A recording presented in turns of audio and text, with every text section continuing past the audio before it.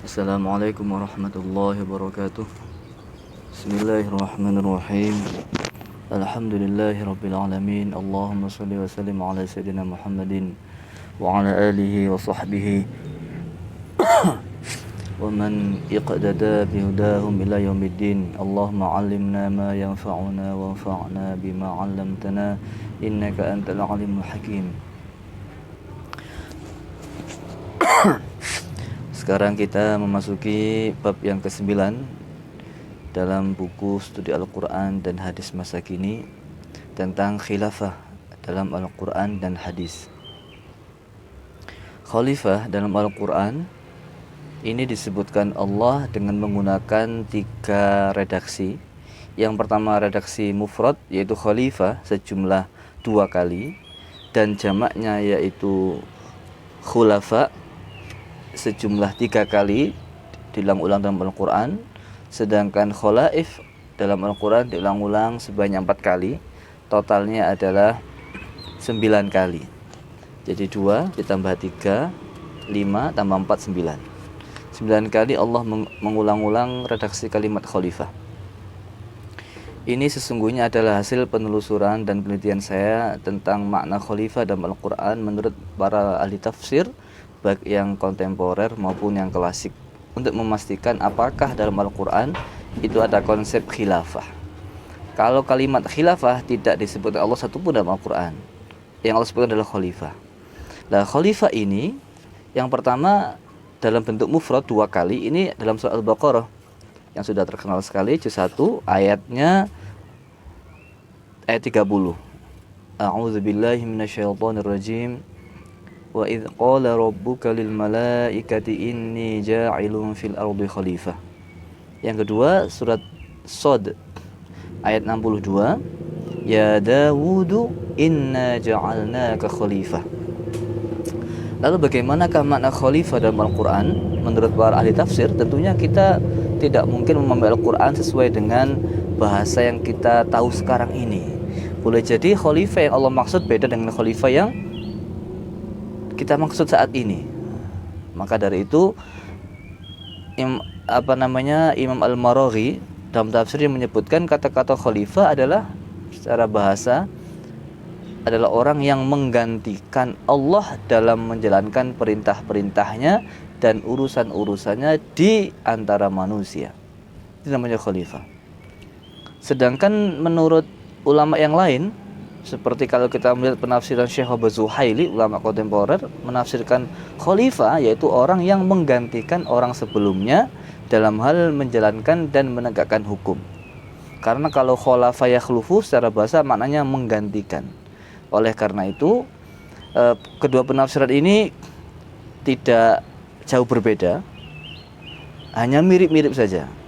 Bedanya kalau Imam Al-Maraghi itu orang yang menggantikan Allah, sedangkan Syekh Zuhaili umum, yaitu orang yang menggantikan orang sebelumnya. Lalu dalam konteks ini Imam Az-Zuhaili, Syekh Zuhaili mendefinisikan dan menafsirkan khalifah dalam ayat ini adalah Nabi Adam alaihissalam. Penafsiran Syekh Zuhaili ini sama dengan penafsir pendahulunya, itu siapa? Seperti kalau kita lihat Imam Al-Kasyaf, ya, Syekh Zamakhsyari itu menafsirkan sama dengan Syekh Zuhaili. Yang dimaksud dengan khalifah di sini adalah Nabiullah Adam alaihissalam.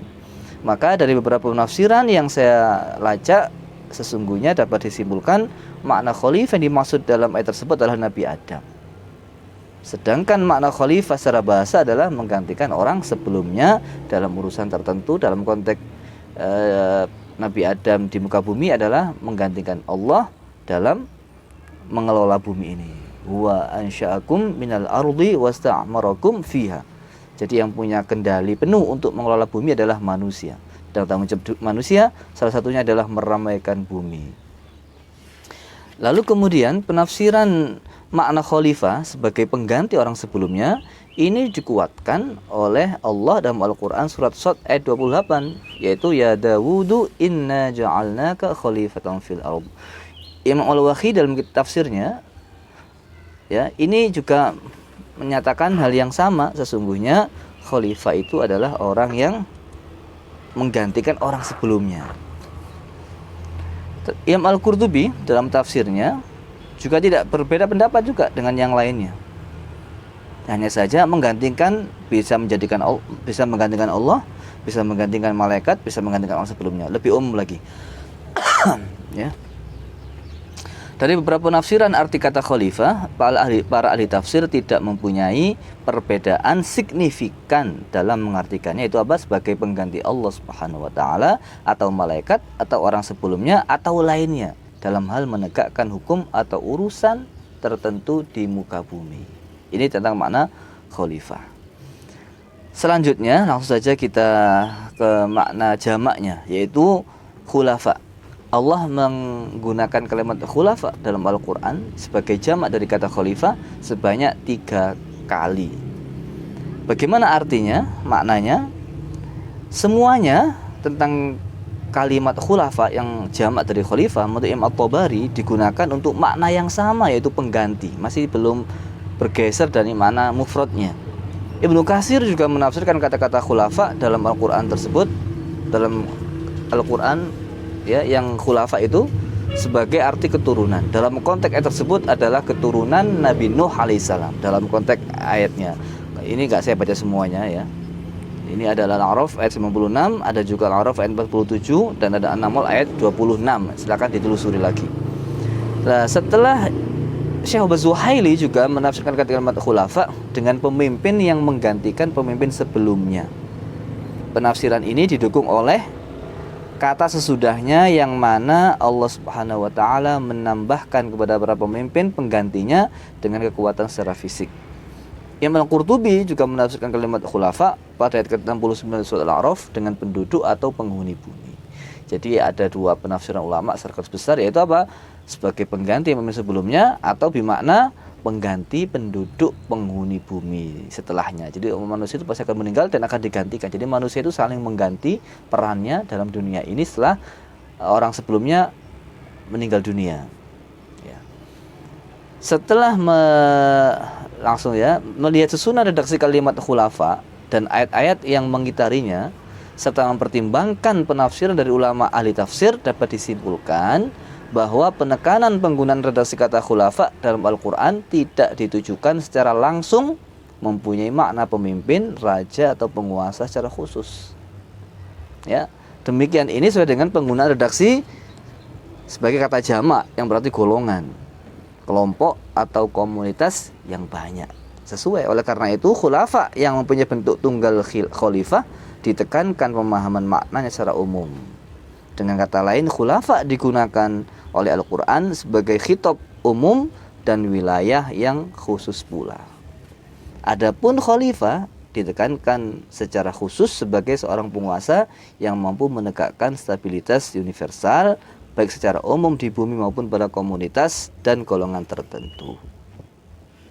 Meskipun khulafa bentuk jamak dari kata khalifah, tetapi titik tekannya tidak sama. Hal ini dibuktikan dengan penafsiran Al-Qurtubi yang menafsirkan kata kalimat khulafa dengan penduduk atau penghuni.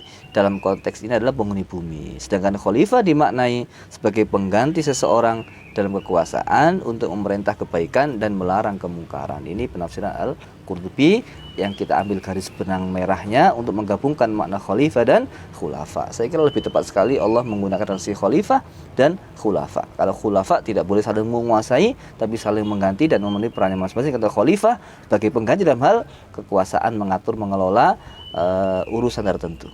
Sekarang yang terakhir makna khalaif dalam Al-Quran.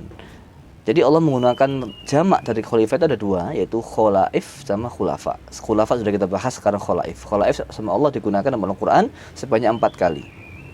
4 kali dalam Al-Quran ini saya bacakan saja ayatnya, suratnya, yaitu surat Al-An'am ayat 561, lalu juga surat Yunus 41, surat Yunus 37, dan surat Fatir ayat 93.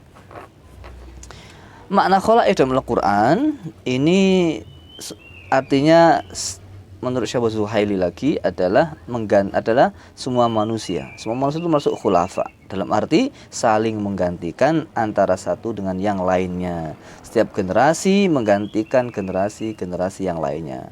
Jadi nggak jauh beda dengan, memang tidak berbeda dengan kalimat khulafa yang Allah gunakan sebagai bentuk dari jamak khalifah.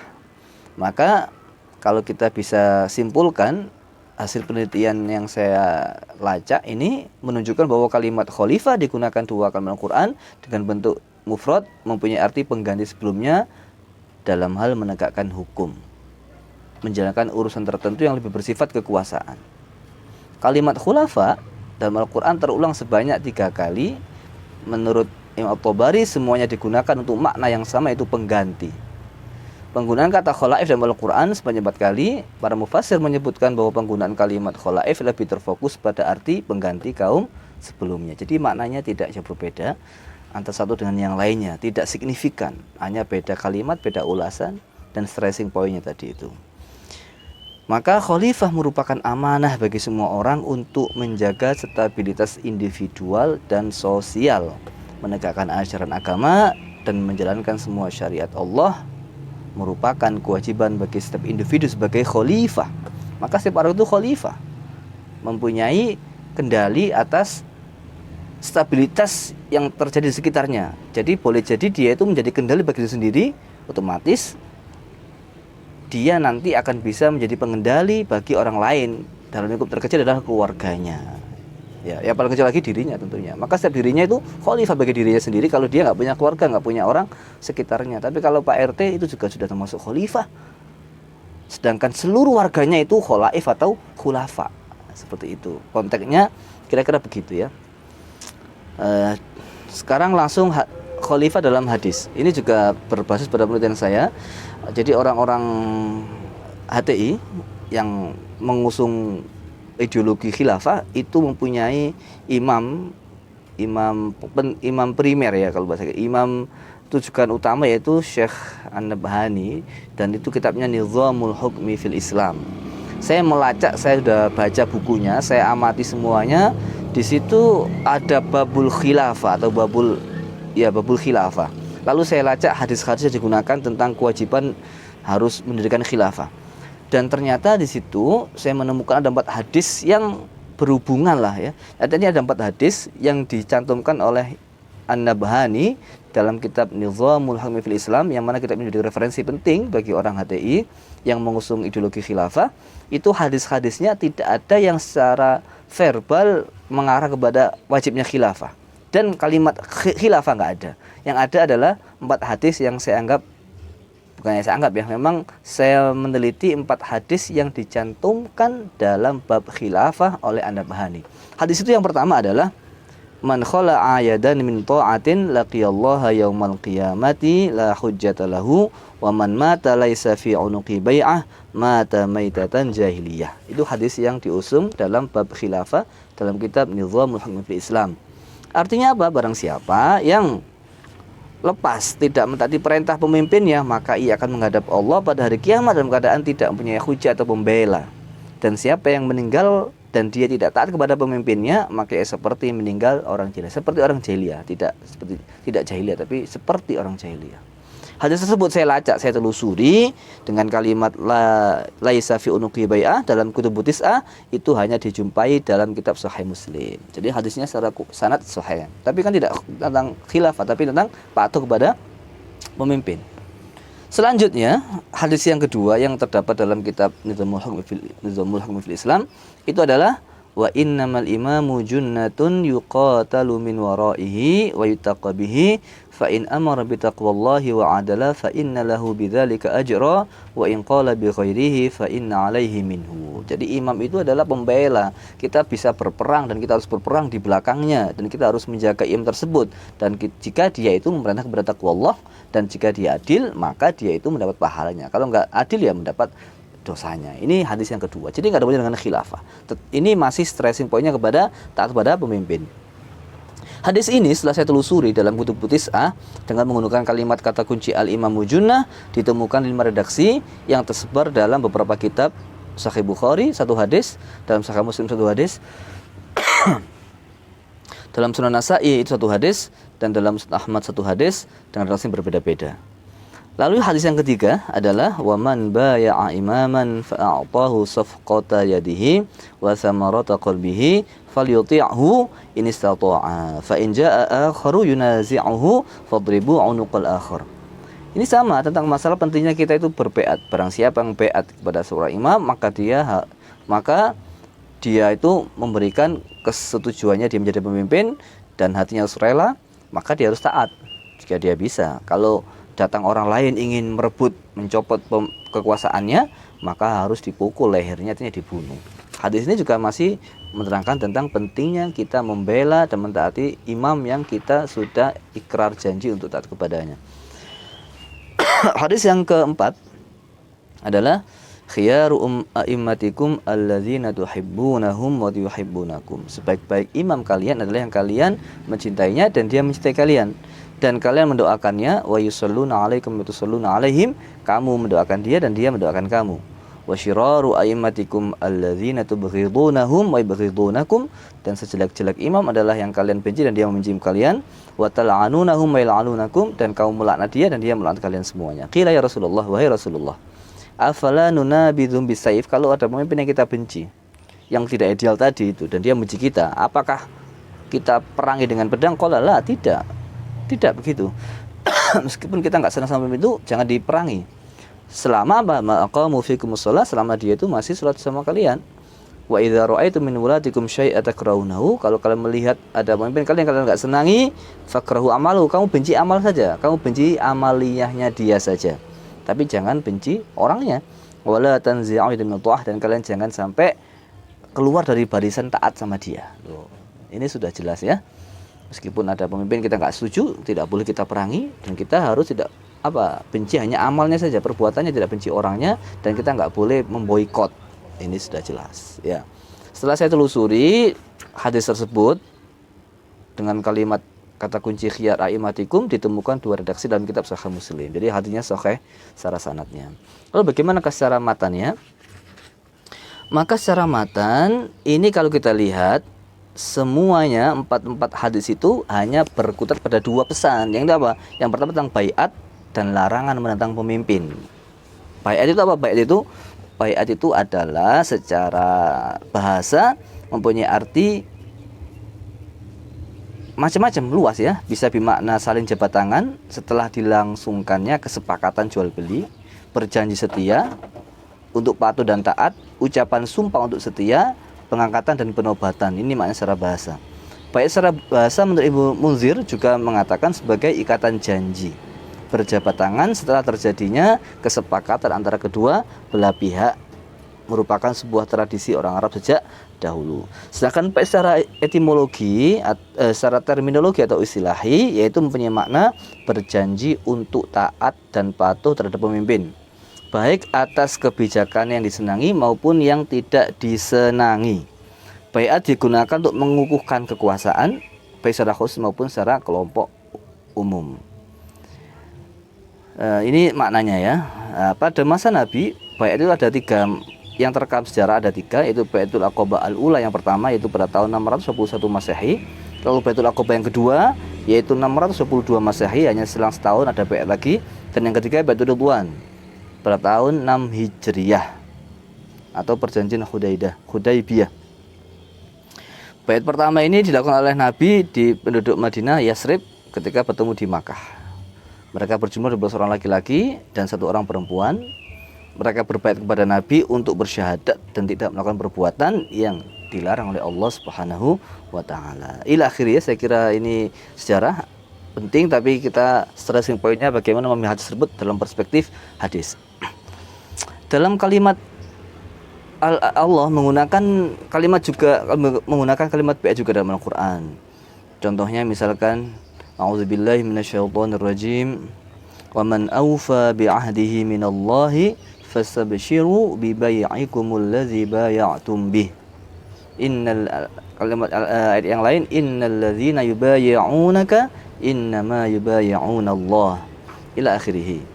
Maka dalam beberapa literatur hadis yang lain dijumpai beberapa istilah bai'ah yang mana tidak hanya berlaku pada konteks rakyat dan pemimpin, tapi juga sebagaimana berikut. Bay'atu Rasulullah sallallahu alaihi wasallam ala iqamis salati wa ita'iz zakah wa nushi likulli muslim. Saya berjanji kepada Rasulullah untuk selalu mendirikan salat dan menunaikan zakat, dan menasihati kepada setiap orang muslim. Jadi baiat itu umum, tidak harus rakyat kepada pemimpin. Selanjutnya banyak sekali. Contohnya bay'ana akhadha alaina an-nabiy sallallahu alaihi wasallam indal bai'ah alla nanuh. Kami berjanji kepada Rasulullah untuk tidak menangisi secara berlebihan terhadap orang yang meninggal. Jadi baiat itu umum artinya. Maka di sini kontekstualitas hadis pertama dalam kitab Nizamul Hukmi fil Islam, ya, babul khilafah, ini sesungguhnya muncul ketika Abdullah bin Umar melihat masyarakat Madinah tidak menerima dan juga tidak mematuhi secara tidak mengakui Yazid bin Muawiyah sebagai pemimpin yang terpilih. Lalu kemudian Abdullah bin Umar menyampaikan hadis ini. Ya, kesimpulannya bagaimana? Kesimpulannya bahwasannya baiat itu tidak harus pemimpin sama rakyat. Yang kedua, tentang pentingnya mematuhi pemimpin, ini dikuatkan lagi oleh hadis yang lain. Man ra'a min amirihi syai'an yakrahuhu falyasbir alaihi. Barang siapa melihat dari pemimpinnya itu sesuatu yang dia enggak senangi, dia bersabar, harus bersabar dia itu. Karena apa? Fa innahu man faraqal jama'ata shibran famata illa mata maitatan jahiliyah. Karena apa? Kalau dia sampai keluar dari barisan jamaah pemimpin tadi, kalau dia meninggal maka dia mati seperti matinya orang jahiliyah. Ibnu Hajar menyampaikan bahwa ulama telah sepakat berdasarkan hadis tersebut, ya, tentang kewajiban semua rakyat atau masyarakat mematuhi pemimpin yang terpilih secara sah, baik itu dia senang atau tidak senang. Nah, ini hadisnya. Jadi terakhir yang saya tekankan adalah dalam kitab tersebut tidak ada, dalam kitab Nizamul Hukmi Islam tidak ada perintah untuk mengangkat khilafah, tidak ada yang namanya khilafah itu harus memimpin, tidak ada. Lalu kemudian di sini hanya justru malah senjata makan tuan, ya, justru kita itu harus malah mendukung pemimpin yang diangkat secara sah.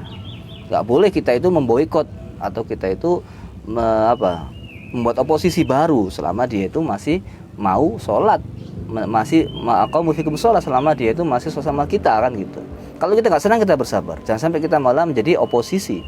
Yang kedua, hadis itu tentang masalah yang baiat itu nggak harus pemimpin kepada masyarakat kepada pemimpin, tapi juga baiat itu umum, yaitu janji untuk tidak melakukan kejelekan, itu juga sudah baiat.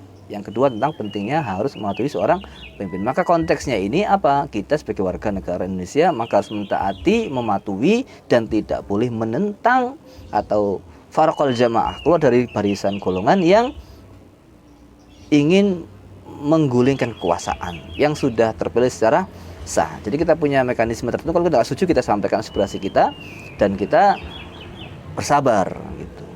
Belum tentu kalau kita menjadi pemimpin tanpa ada kritik seperti itu. Ya, ini tentang masalah dan konteks khalifah di sini kewajiban rakyat untuk mematuhi pemimpin, maka kita sebagai warga harus taat kepada RT harus taat kepada RW, dan RT RW harus taat sama kepala desa harus taat sama camat. Maka kalau nggak kita senangi, kita cocok, ya kita sampaikan aspirasinya, tidak tanpa harus kita menggulingkan kekuasaannya. Justru itu yang pesan yang malah disampaikan dalam hadis yang dikutip oleh An-Nabahani dalam kitab Nizamul Hukmi fil Islam bab khilafah. Tidak ada satupun hadis yang merintahkan kita harus mendirikan negara khilafah. Tidak ada. Justru dalam konteks pemilihan kekuasaan sahabat Rasyidin berbeda-beda. Sayyidina Abu Bakar dipilih secara musyawarah, sedangkan Sayyidina Umar dipilih dengan dasar apa? Penunjukan Abu Bakar, Sayyidina Abu Bakar radhiyallahu anhu. Jadi kalau maka dari itu kesimpulannya adalah konsep khilafah itu tidak ada dalam Al-Quran dan dalam hadis yang saya tahu, dan kita harus taat kepada pemimpin yang sudah dipilih secara sah, dan kita tidak boleh untuk menggulingkan kekuasaan. Kalau ada pemimpin yang kita nggak senangi, kita harus bersabar. Dan selanjutnya adalah kita harus memahami Islam tidak sepotong-potong, tapi harus komprehensif. Jadi khalifah itu bisa bermakna umum dan khusus. Kalau secara umum kita semua adalah khalifah, RT juga khalifah, RW juga khalifah, camat juga khalifah yang harus kita taati perintah-perintahnya.